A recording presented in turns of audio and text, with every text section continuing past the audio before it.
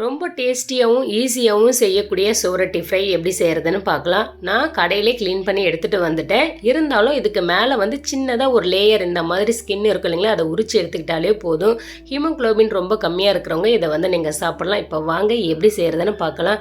வெங்காயம், கறிவேப்பிலை, கொத்தமல்லி அவ்வளோதாங்க இதுக்கான பொருள். ஒரு கடாயில் கொஞ்சமாக எண்ணெய், சீரகம், சோம்பு, வெங்காயம், கறிவேப்பிலை, கொத்தமல்லி இது எல்லாத்தையும் சேர்த்து வதக்கி விட்டுக்கலாம். கூடவே இஞ்சி பூண்டு விழுது இது எல்லாத்தையும் சேர்த்துக்கலாம். மிளகாய்த்தூள், மஞ்சள் தூள், கரம் மசாலா, மட்டன் மசாலா, கட் பண்ண சோரட்டி இதையும் அது கூட சேர்த்துட்டு எல்லாத்தையும் நல்லா பச்சை ஸ்மெல் போகிற வரைக்கும் வதக்கி விட்டுக்கலாம். சூப்பராக இருக்குங்க, டேஸ்டியாகவும் இருக்கும். ட்ரை பண்ணி பாருங்கள். நான் வந்து தண்ணி எல்லாமே சேர்க்கல. லோ ஃப்ளேமில் ஒரு 5 நிமிஷம் வரைக்கும் வேக விட்டு கடைசியாக கொஞ்சமாக கொத்தமல்லி, பெப்பர் தூவி இறக்கிட்டிங்கன்னா நல்லா கமன்னு காரசாரமான சூப்பரான சோரட்டி ரெடி ஆகிடும். நீங்களும் இந்த மாதிரி செஞ்சு பாருங்கள். தோசை, சப்பாத்தி, இட்லி, பூரின்னு எல்லாத்துக்கும் நீங்கள் சாப்பிட்லாம். சுட சுட சாதத்தோடு வச்சு சாப்பிடும்போது டேஸ்ட் வேறு லெவலில் இருக்கும். ட்ரை பண்ணி பார்த்து நம்ம சேனல் மறக்காமல் சப்ஸ்கிரைப்